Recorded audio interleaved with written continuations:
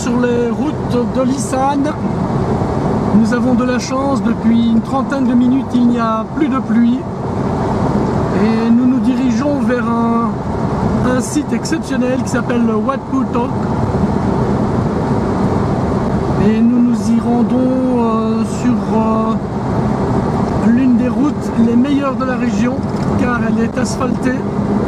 Sans cela, évidemment, dans toute cette région, ce sont essentiellement des pistes de petites routes. Voilà, à tout de suite. Nous avons de la chance, voici le Wat Phu Tok, une colline de calcaire rouge, et il y a presque un petit rayon de soleil pour nous accueillir. Nous allons nous y rendre d'ici quelques instants. De nombreuses passerelles permettent d'accéder à différents temples ou différentes grottes sur le site en lui-même, sur la colline. Et c'est là que nous vous convions maintenant pour la visite. Et voilà, nous sommes dans l'entrée du Wat Phu Tok. Nous voici devant l'une des premières portes d'accès du Wat Phu Tok, qui est un véritable labyrinthe. Il existe 4 sites de ce type en Thaïlande. En voici un.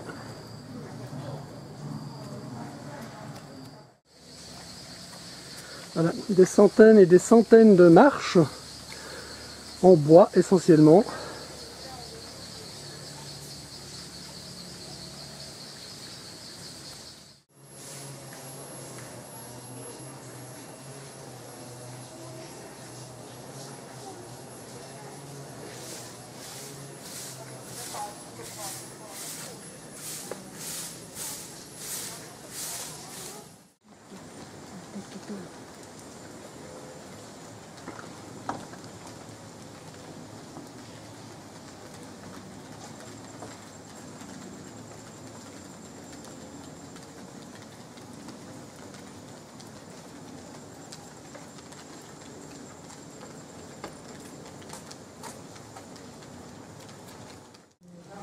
Voilà, voilà.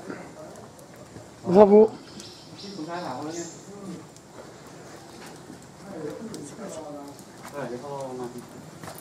Bravo Joy. Ça ne fait que commencer.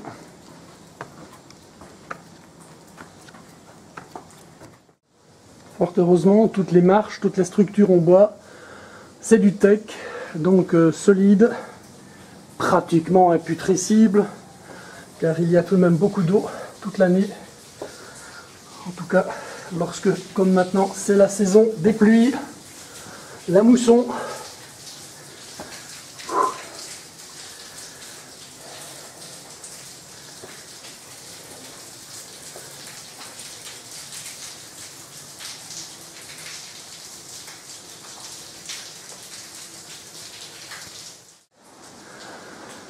Nous voici arrivés au premier étage, premier niveau, premier temple.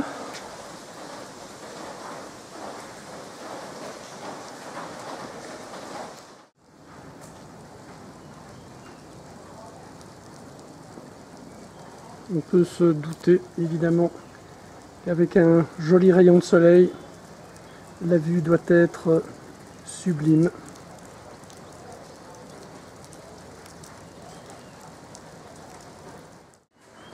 Une multitude de passerelles permet d'accéder aux différents points donc, de ce temple sur cette montagne.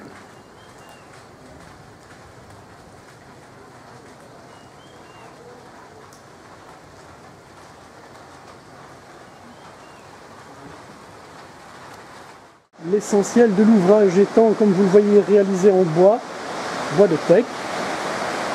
Il faut aménager des espaces de travail comme ici. Une grande partie des matériaux venant du sol en bas est acheminée jusqu'ici par un téléphérique à câble unique, un câble porteur et 2 câbles tracteurs qui vont jusque tout en bas chercher les matériaux et parfois même les gens. Essentiellement, ce sont les moines qui organisent le travail, qui ne sont pas nécessairement les maîtres d'œuvre ou les ouvriers. Et l'on voit ici l'entrée d'une passerelle pouvant conduire jusqu'aux koutis, les koutis étant donc les habitations des moines.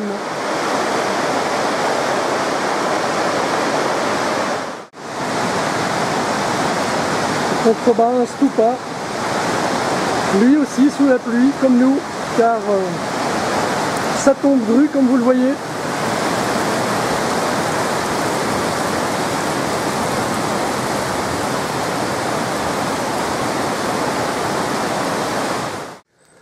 Ça y est, nous avons trouvé un accès qui ne soit pas sous le déluge.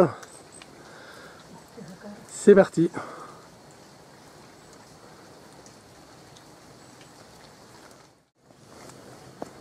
On va précisément essayer de ne pas glisser.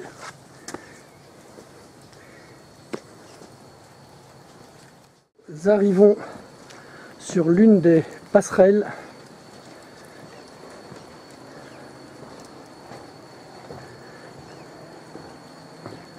que voici.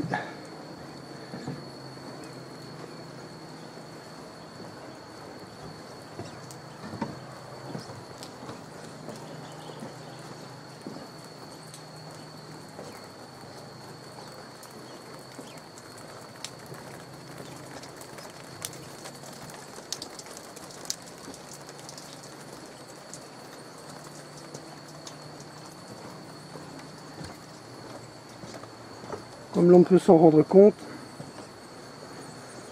passerelle constituée de différents morceaux de bois, des planches, donnant directement accès au vide.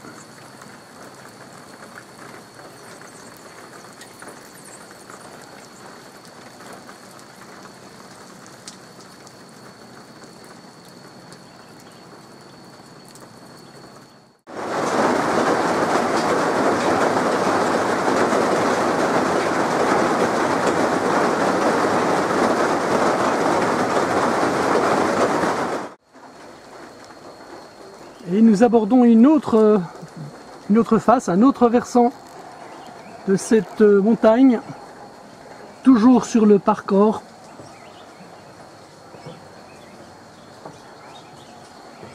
Ces passerelles, donc formant trois niveaux bien distincts, peuvent également représenter le Bouddha, le Dharma et la Sangha.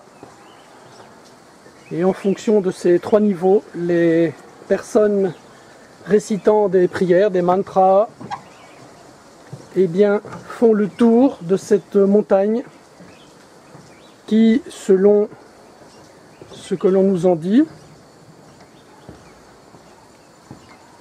est une représentation du mont Meru, qui est à la frontière népalo-tibétaine, et un Bouddha nous permet de nous faire souvenir qu'il s'agit ici en fait d'un temple géant.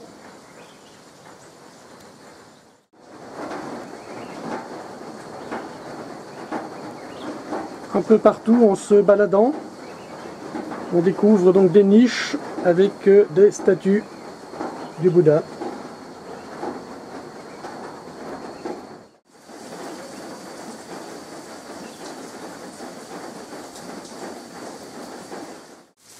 L'eau, source de vie, coule à foison ici, partout. Nous sommes à côté d'un des bandai, un des escaliers permettant d'atteindre le niveau supérieur. Mais il est détrempé et là-haut ça doit être plein d'eau. Une autre cavité couverte sert bien sûr encore de temple.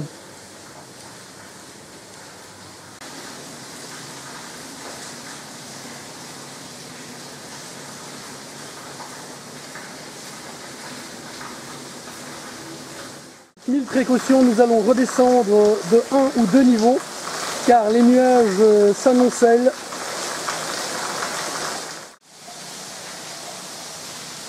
Notre plus grand bonheur serait que vous soyez des nôtres pour visiter tous ces sites, car vous le voyez, ce sont tout de même des visites de la Thaïlande un peu différente de ce qui est proposé par les grands groupes.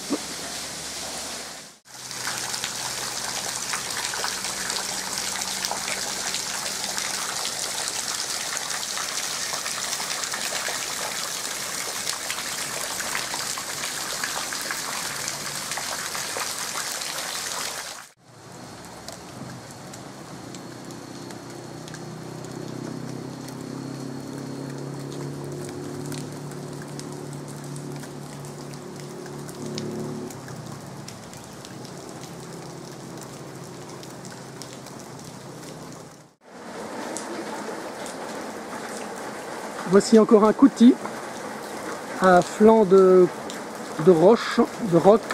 Le coutil donc est un lieu d'habitation pour les moines. Je pense que la vue que les moines ont depuis leur coutil, bon ben, pas mal, hein, quand il ne pleut pas. Voilà l'une des passerelles du 3e étage, qui lui-même, cet étage, donne accès au sommet de la colline, sur lequel il y a un somptueux shédi, un très beau stupa, que nous vous invitons à découvrir. Venez.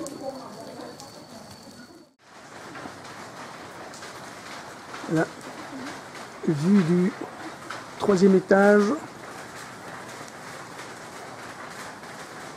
La pluie à nouveau fait parler d'elle, donc nous allons emprunter une voie de descente, car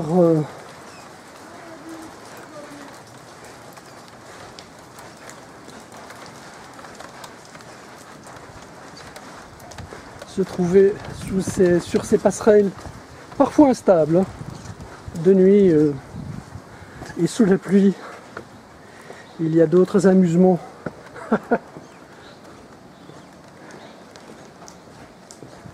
Voici encore un espace méditation, un espace temple. Il n'y a personne, non. Donc je puis vous le présenter.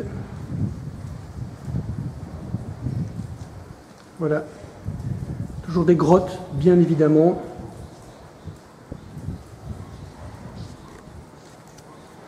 Les dernières secondes du Wat Phu Tok, en espérant que cela vous ait distrait et suscité l'envie de nous y accompagner, car la pluie arrive. À très bientôt, nous poursuivons.